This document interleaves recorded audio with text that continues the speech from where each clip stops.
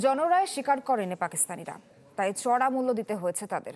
বর্তমানেও চরম খেসারত দিতে হতে পারে পুরনো কায়দায় দেশবাসীর ভোটকে গুরুত্ব না দিলে। জাতীয় প্রেস ক্লাবে স্বাধীনতা দিবসের আলোচনায় এসব বলেন বিরোধী দলীয় নেতা ডক্টর শফিকুর রহমান। হুঁশিয়ারি দেন জুলাই সনদ বাস্তবায়ন প্রশ্নে টালবাহানা সহ্য না করার। নতুন বাংলাদেশ গড়তে এলো জুলফিকার স্টিল। জুলফিকার স্টিল, ইস্পাত দৃঢ় অঙ্গীকার।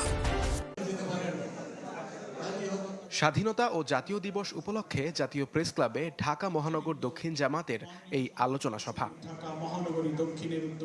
এ সময় জন আকাঙ্ক্ষা পূরণে কাজ করতে সরকারকে আহ্বান জানান দলটির নেতারা। বলেন, স্বাধীনতা মানে একটি পতাকা বা ভূখণ্ড নয়, এর মানে রাজনৈতিক স্বাধীনতাও।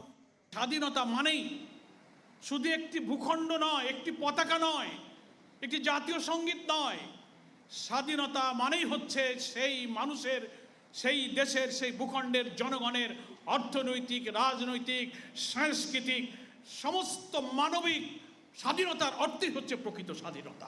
অনুষ্ঠানে প্রধানমন্ত্রী তারেক রহমানকে সংস্কার প্রশ্নে দ্রুত কাজ করার তাগিদ দেন প্রধান বক্তা অলি আহমেদ।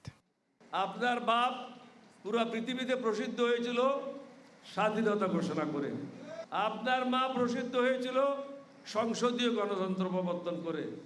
সুতরাং আপনি প্রসিদ্ধ হয়ে যান সংস্কারগুলি করে, ইতিহাসের পাতায় নাম লেখান। প্রধান অতিথির বক্তব্যে জামাত আমির বলেন, জনরায়কে পাত্তা না দেয়ায় ৭১-এ খেসারত দিয়েছে পাকিস্তানিরা। দাবি করেন, শাসক বদলেছে ঠিকই, কিন্তু শোষণের ধরন বদলায়নি।